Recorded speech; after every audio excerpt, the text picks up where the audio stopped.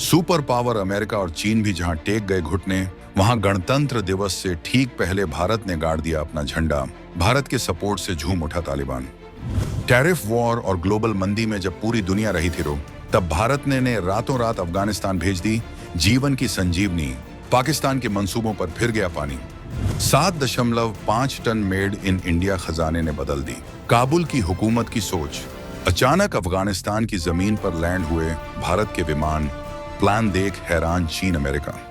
दोस्तों, गणतंत्र दिवस की परेड शुरू होने में बस कुछ ही घंटे बाकी हैं।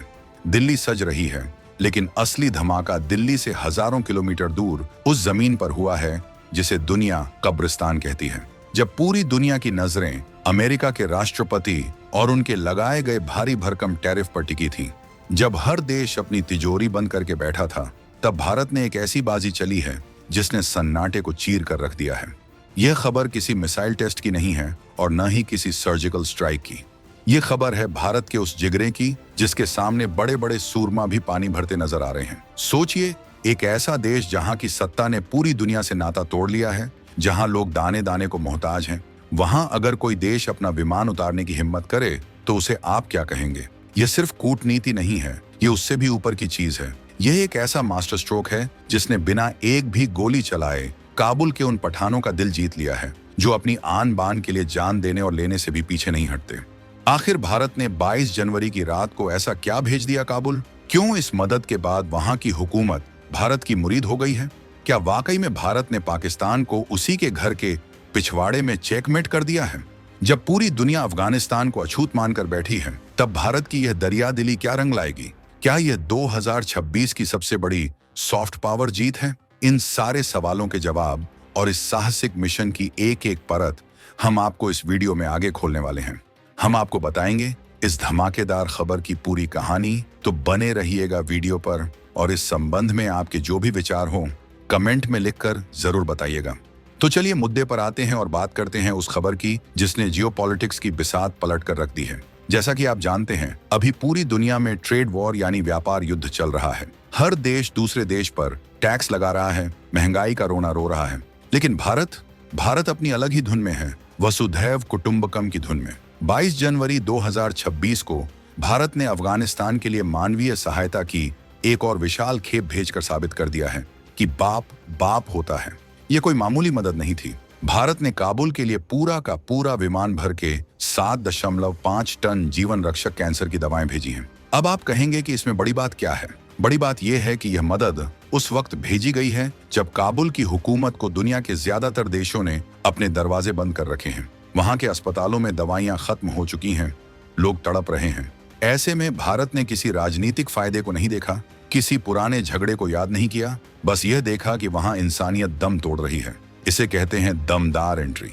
विदेश मंत्रालय के प्रवक्ता रणधीर जायसवाल ने जब सोशल मीडिया पर यह जानकारी दी तो पाकिस्तान के खेमे में मातम पसर गया। क्यों? क्योंकि पाकिस्तान, जो खुद को अफगानिस्तान का सबसे बड़ा खैर ख्वाह बताता था, आज खुद भीख का कटोरा लिए खड़ा है और अपने दोस्त को एक एस्पिरिन की गोली तक नहीं दे पा रहा। और दूसरी तरफ भारत है जो बिना किसी दिखावे के टन के हिसाब से महंगी कैंसर की दवाएं मुफ्त में भेज रहा है। यह कदम इसीलिए भी ऐतिहासिक है क्योंकि काबुल की मौजूदा हुकूमत, जिसे दुनिया शक की निगाह से देखती है, वो भी भारत के इस कदम के आगे नतमस्तक है। सूत्रों की माने तो काबुल के गलियारों में अब सिर्फ हिंदुस्तान की तारीफ हो रही है। वहां के लोग कह रहे हैं कि जब हमारे अपने और पड़ोसी यानी पाकिस्तान ने हमें मरने के लिए छोड़ दिया, तब हिंदुस्तान ने हमारा हाथ थामा। ये भारत की वो सॉफ्ट पावर है जो किसी परमाणु बम से भी ज्यादा असरदार है। हमने वहां के लोगों के दिलों में एक ऐसी जगह बना ली है जिसे अब कोई चीन या पाकिस्तान अपनी अरबों की फंडिंग से भी नहीं खरीद सकता। भारत ने साफ संदेश दिया है, हुकूमतें बदलती रहती हैं, लेकिन रिश्तों की डोर और इंसानियत का धर्म कभी नहीं बदलता। अब जरा इस मदद की गहराई को समझते हैं। 7.5 टन कैंसर की दवाएं, ये कोई छोटी मोटी बात नहीं है। कैंसर की दवाएं दुनिया की सबसे महंगी दवाओं में से एक होती हैं। अफगानिस्तान की स्वास्थ्य व्यवस्था पूरी तरह चरमरा चुकी है। वहां कीमोथेरेपी तो दूर, दर्द निवारक दवाएं मिलना भी मुश्किल हो गया है। विदेश मंत्रालय के मुताबिक ये खेप वहां के जरूरतमंद मरीजों के लिए भेजी गई है। सोचिए उस अफगानी माँ के बारे में जिसका बेटा अस्पताल में जिंदगी और मौत से जूझ रहा है और अचानक उसे पता चलता है कि भारत से एक जहाज आया है जिसमें उसके बेटे की जिंदगी बचाने वाली दवा है। उस माँ की दुआओं में कितनी ताकत होगी, इसका अंदाजा आप और हम लगा भी नहीं सकते। रणधीर जायसवाल ने साफ साफ कहा कि भारत जरूरत के समय अपने साझेदार देशों की मदद के लिए प्रतिबद्ध है और अफगानिस्तान के मित्रवत लोगों का समर्थन लगातार जारी रहेगा। यहाँ मित्रवत लोग शब्द पर गौर कीजिए। भारत सरकार बहुत चालाकी से और बहुत सधे हुए तरीके से ये बता रही है कि हमारा रिश्ता वहाँ की जनता से है, वहाँ के आम लोगों से है। ये 7.5 टन का पार्सल सिर्फ दवा नहीं है, ये भारत का भरोसा है जो हर पैकेट में पैक होकर वहाँ पहुँचा है। ये मदद इसलिए भी भेजी गई क्योंकि अफगानिस्तान में स्वास्थ्य सेवाओं पर दबाव बहुत ज्यादा बढ़ गया था। अंतर्राष्ट्रीय संस्थाएं वहां से जा चुकी हैं, फंड्स फ्रीज हैं। ऐसे में भारत ने हनुमान बनकर संजीवनी बूटी पहुंचाई है। आपको याद होगा, भारत पहले भी गेहूं भेज चुका है जब वहां लोग भूख से मर रहे थे। अब दवाएं भेजकर हम उनके जख्मों पर मरहम लगा रहे हैं। ये वही भारत है जिसे दुनिया फार्मेसी ऑफ द वर्ल्ड कहती है। हमने कोरोना में दुनिया को वैक्सीन दी और अब 2026 में हम अपने सबसे मुश्किल पड़ोसी के घर में जीवन का दीप जला रहे हैं। यह है असली राष्ट्रवाद जो सिर्फ सीमाओं पर नहीं बल्कि इंसानियत के मैदान में भी जीतना जानता है। लेकिन दोस्तों, ये मदद अचानक से आसमान से नहीं टपकी। इसके पीछे भारत की एक बहुत गहरी और सुलझी हुई रणनीति काम कर रही है। दिसंबर 2025 में यानी पिछले ही महीने एक बहुत ही अहम बैठक हुई थी जिसकी चर्चा मीडिया में ज्यादा नहीं हुई, लेकिन उसका असर अब दिख रहा है। अफगानिस्तान के सार्वजनिक स्वास्थ्य मंत्री, जिनका नाम मौलवी नूर जलाल जलाली है, वो भारत के आयुष मंत्रालय के राज्य मंत्री प्रताप राव जाधव के साथ एक टेबल पर बैठे थे। जी हाँ, एक तरफ काबुल के वो लोग जो अपनी कट्टरता के लिए जाने जाते हैं और दूसरी तरफ भारत के मंत्री। यह बैठक विश्व स्वास्थ्य संगठन WHO के दूसरे ग्लोबल समिट के दौरान हुई थी। इस बैठक में क्या खिचड़ी पकी? इसमें बात हुई थी ट्रेडिशनल मेडिसिन यानी पारंपरिक चिकित्सा पर, आयुर्वेद, यूनानी और होम्योपैथी। सोचिए, काबुल का मंत्री भारत से कह रहा है कि हमें आपकी आयुर्वेद और यूनानी दवाओं की जरूरत है। आयुष मंत्रालय ने बताया कि दोनों देशों ने शिक्षा, शोध और स्वास्थ्य सेवाओं में सहयोग बढ़ाने पर रजामंदी जाहिर की है। उसी दौरे पर हमारे केंद्रीय स्वास्थ्य मंत्री JP नड्डा साहब भी अफगानी मंत्री जलाली से मिले थे। वहां पर कैंसर की दवाओं और वैक्सीन के लिए एक प्रतीकात्मक समझौता भी हुआ था। ये 22 जनवरी की खेप उसी वादे को पूरा करने के लिए भेजी गई है। इसे कहते हैं डिप्लोमेसी। भारत जानता है कि गोली का जवाब गोली से देने पर युद्ध होता है, लेकिन दवा देने पर सामने वाला आपका आरणी हो जाता है। जब भारत का मंत्री और काबुल का मंत्री हाथ मिलाते हैं तो पाकिस्तान के पेट में मरोड़ उठना लाजमी है।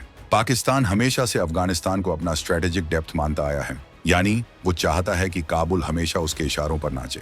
लेकिन भारत ने वहां के स्वास्थ्य ढांचे में घुसकर वहां की जनता की नब्ज पकड़कर पाकिस्तान को गेम से बाहर कर दिया है।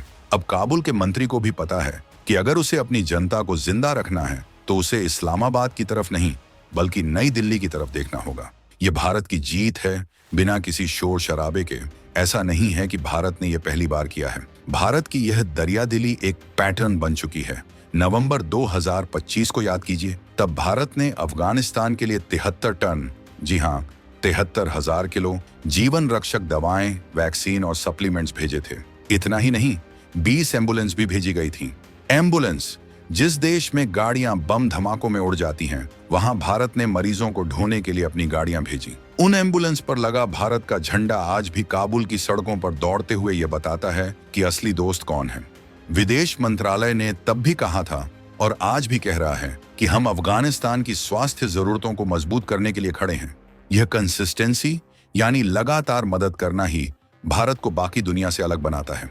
अमेरिका वहां से भाग गया, यूरोप अपनी समस्याओं में उलझा है, चीन सिर्फ अपनी खदानों और फायदे के लिए वहां नजर गड़ाए बैठा है। चीन को वहां का तांबा चाहिए, लिथियम चाहिए, लेकिन भारत को वहां के लोगों की जान की परवाह है। यही फर्क है एक व्यापारी और एक विश्वगुरु में। आज काबुल की सत्ता में बैठे लोग जो कभी भारत को दुश्मन की नजर से देखते थे, आज वे भी भारत की तारीफ में कसीदे पढ़ रहे हैं। यह बदलाव रातों रात नहीं आया। यह भारत के उस भरोसे का नतीजा है जो हमने दशकों से वहां निवेश किया है। चाहे वो संसद भवन बनाना हो, सलमा डैम बनाना हो या अब कैंसर की दवाएं भेजना हो, भारत ने साबित कर दिया है कि सत्ता चाहे किसी के भी हाथ में हो, अफगानिस्तान की जनता के दिल की चाबी सिर्फ हिंदुस्तान के पास है। 26 जनवरी से ठीक पहले यह मदद भेजकर भारत ने दुनिया को दिखा दिया है कि हमारा कद कितना बड़ा है। हम सिर्फ अपनी नहीं, अपने पड़ोसियों की भी चिंता करते हैं, चाहे हालात कितने भी विषम क्यों न हों। अब आप बताइए, आपको क्या लगता है? क्या भारत का यह कदम अफगानिस्तान को हमेशा के लिए भारत का दोस्त बना देगा? क्या पाकिस्तान अब अपनी हरकतों से बाज आएगा? कमेंट बॉक्स में अपनी राय जरूर लिखें। वीडियो पसंद आया हो तो लाइक का बटन दबाकर अपनी देशभक्ति दिखाएं।